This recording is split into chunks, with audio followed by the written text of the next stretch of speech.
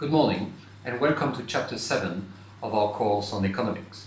Today we're going to explore the concepts of unemployment, inflation and long-run growth. We look into the unemployment, how we measure it, what are the components of the unemployment rate and the cost of unemployment. We look into inflation through the consumer price index and what are the costs of inflation. And we look into long-run growth, output and productivity growth. Unemployment first. Measuring unemployment, a few definitions first. Before we measure it, we must understand what the terms mean. Employed is any person 16 years old or older who is 1. Working for pay, either for someone else or in his or her own business, for 1 or more hours per week. 2. A person who works without pay for 15 or more hours per week in a family enterprise. Or 3. Who has a job but who has been temporarily absent with or without pay. This is an employed person. An unemployed person is a person 16 years old or older who is not working, is available for work, and has made specific efforts to find work during the previous 4 weeks. These are the American or the United States definitions. They are widely identical in the other countries. Not in the labor force is a person who is not looking for work because he or she doesn't want to work or has given up looking, and that is an important distinction on which we will come back later. Not working because she or he doesn't want to, or because he or she has given up looking for work. The labor force is the number of people employed plus the number of people unemployed. So these two equalities here are important. The labor force are all the people working and unemployed, that means not working but who would like to work, and the population is made as a whole of the labor force plus those who are not in the labor force, the people who are working or would like to work, and those who do not want to work. The unemployment rate is therefore the ratio or the measure of people who are unemployed over the total labor force. That means the amount of people unemployed over the amount of people employed and unemployed.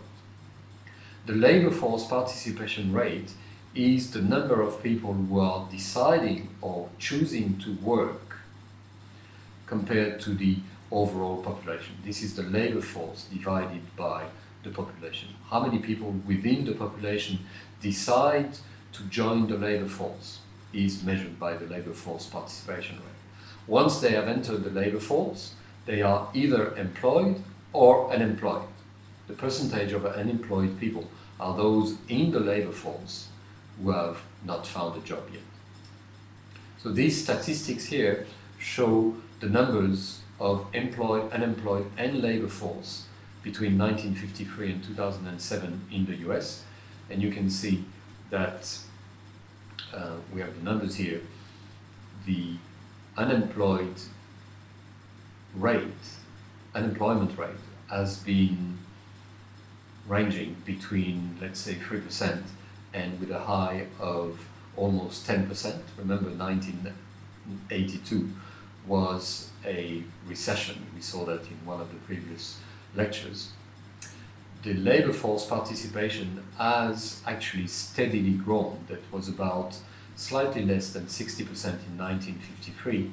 50 years later, it was almost 67%, 66% here. The American Bureau of Statistics even gives breakdown statistics of the unemployment rate. We can see here the breakdown between men and women, between age classes, or even between whites and African Americans. We also have different statistics of unemployment between states and region. You can see that when the US average in 2003 is 6%, California has a higher unemployment rate as compared to, for instance, New Jersey or Massachusetts. This slide can be used to understand why the labor force percentage is increasing. You remember from one of the previous slides that in 1953 the labor force percentage was slightly below 60%, and that in 2003 it had gone up to 66%.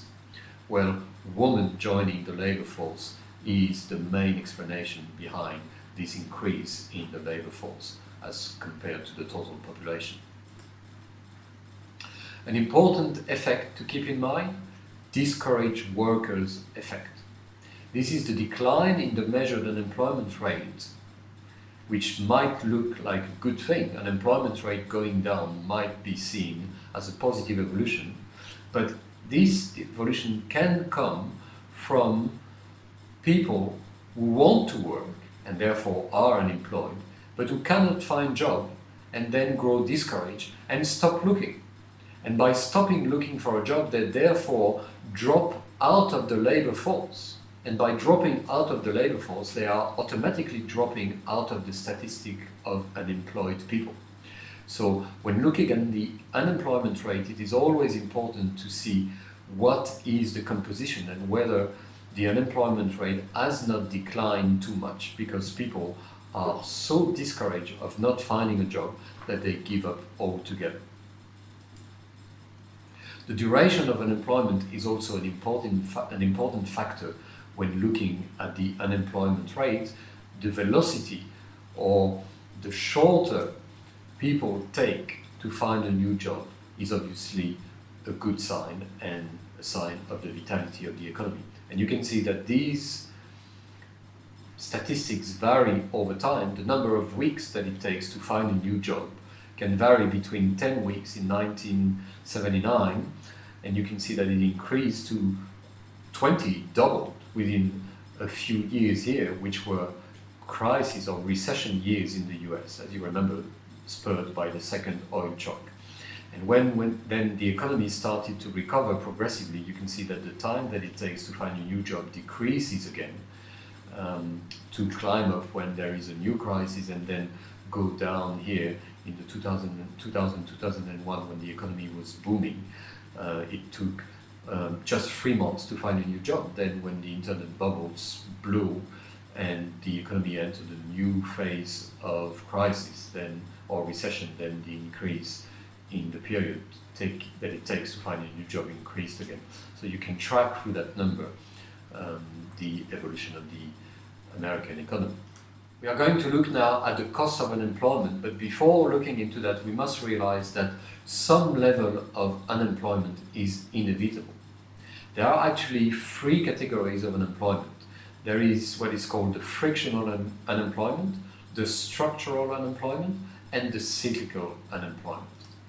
The frictional unemployment is the portion of unemployment that cannot be removed. It is simply due to the normal working of the labor market.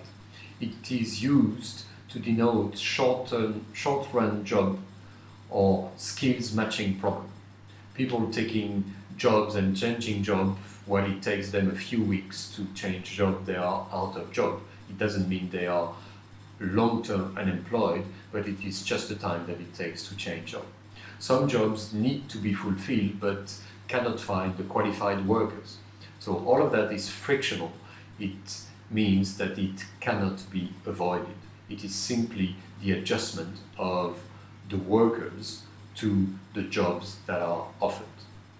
Structural unemployment is the portion of unemployment that is due to changes in the structure of the economy, and that results in significant losses in certain industries. This is a much more serious type of unemployment when an entire industry disappears from a market, like for instance the textile industry almost entirely disappeared from the US because it was delocalized into much cheaper countries like, to a large extent, Southeast Asia.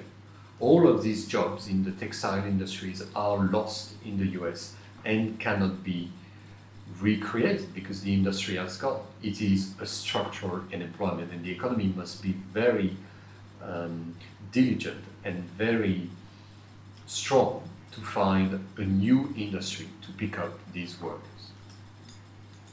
The natural rate of unemployment is the unemployment that occurs as a normal part of the functioning of the economy. It is sometimes seen as the sum of the frictional unemployment, remember, people changing jobs, or simply the time that it takes for the economy to adjust, and the structural unemployment, jobs that are gone and which will not come back. The last type of unemployment is the cyclical unemployment. The cyclical unemployment coming from increase in the unemployment due to a recession or a depression. The social consequences, the cost of unemployment, can be expressed in terms of economic activity and lack of output, but it can also lead to physical and psychological problems. It can lead to anxiety, depression, deterioration of physical and psychological health. It can lead to drug abuse and even in extreme cases to suicide. And all these personal negative consequences have also, of course, an economical cost. Let's move now to inflation and the Consumer Price Index. The Consumer Price Index, CPI, is a price index computed each month by the Bureau of Labor Statistics using a bundle that is meant to represent the market basket purchased monthly by a typical urban consumer. And by listing the value of this market basket, of that CPI, the Bureau of Labor Statistics can calculate the evolution of that price and therefore calculate the inflation. This typical market basket is comprised of the following goods. 42% is made of housing, 15% is made of food, and then you can see the other categories, 17 or 18% almost comes from transportation, medical care 6%, recreation, leisure 5%, education 6%, and so on and so on. Clothing 7% or 3.7%.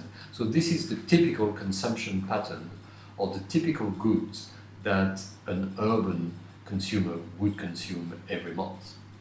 And the price of that basket is evolving like this. It cost $24 in 1950, 26 in 51, 26.5 in 52, and so on and so on, costs today $207. And by measuring the evolution of the CPI, of the basket price from one year to another, or even for 1 month to another, by calculating the percentage change, you can calculate the amount of inflation.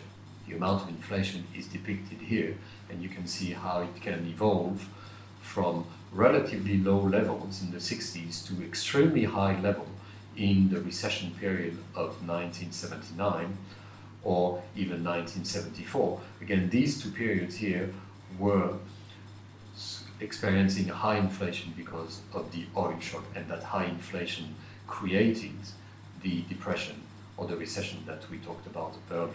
Since the 2000s, we see that inflation has reached a relatively low and stable level of between 2 and 3%. The PPI, the Producer Price Index, is slightly different from the Consumer Price Index. The Consumer Price Index is again the price of the consumer goods that a typical consumer would consume and would purchase. The PPI measures the prices that producers receive for products at all stages of the production process. The indexes are calculated separately for various stages in the production process. You have 3 main categories, which we have seen before. We have the finished goods, the intermediate materials, and the crude material or the raw material. The cost of inflation is measured in different ways. Inflation may change the distribution of income, and that can be seen through the concept of real interest rate. What is a real interest rate? The real interest rate is the difference between the interest rate on the loan and the inflation rate. An example of it is that if you place your money at the bank and obtain an interest rate of 3%, you obtain $3 for every $100 invested for 1 year. But if on the other hand, the inflation in your country is 5%, at the end of 1 year, the $100 that you could have invested in the bank gives you only 95 in purchasing power, because inflation has eaten up $5 of your $100. So on the one hand, your purchasing power declines by 5, but you are earning $3 in your placement. Even if you combine these two things, you still are negative $2 at the end of the 1 year. Inflation has taken up $5 from your purchasing power. They have been compensated by $3 of interest rate that you earned on your placement. You are still -2 in purchasing power. Your 100 have become 98. This 98 minus 2% is the real interest rate. The real interest rate is the nominal interest rate that you obtain on your placement or on your loan, 3% in my example, minus the inflation rate of 5% in my example. It can work the other way around. The example that I gave was a negative example. It can work the other way around. If you are placing your money at 8% in the bank, you obtain $8 for every $100 that you place. If inflation during the same 1 year period is 4%, your purchasing power will have reduced from 100 to 96. So you lose $4 on the inflation, but you make $8 on the $8 placement. Net net, you are still richer by 4. The real interest rate of 4 is 8% nominal interest rate minus 4 inflation. So this shows you how the real interest rate can distribute income between those who save money and those who borrow money, depending on the rate of inflation. A saver can see his savings spoiled by inflation or still maintained if the interest rate is higher than the inflation. The cost of inflation is also expressed simply by the cost associated with the anticipated inflation or even the administrative cost of keeping up with it and measuring it. Is that the public enemy number one? Economists have debated about the seriousness of the cost of inflation for a very, very long time. It is unclear what it is, but generally you can assume that people do not like inflation. Why? Because it is simply eating into your purchasing power. The price of goods go up and up and up, and you can afford them less and less and less. Long-run growth, a few concepts here to memorize. The output growth is the growth rate of the output of the entire economy.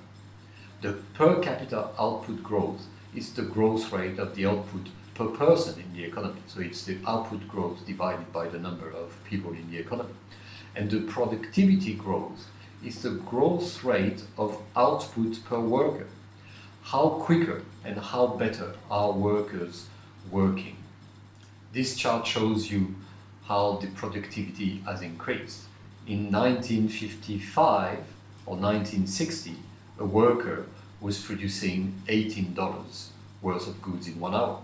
In 2005, he was producing almost 30, 40 or 42 per hour in constant $2,000. The productivity, the capacity for one worker to produce more in one single hour has increased significantly, but it has increased much faster here in the 50s and the 60s. You can see the slope of that increase being 3% and 2.5% in the 60s and 70s, and it is slowing down in the 2000s to below 2%. So productivity is still growing, but it has increased much quicker in the 60s. Again, that was after the war, and that was when all the new management techniques have been introduced, which have helped workers work more efficiently. This slide recapitulates all the new terms that we have encountered through that session. Thank you for watching, and goodbye.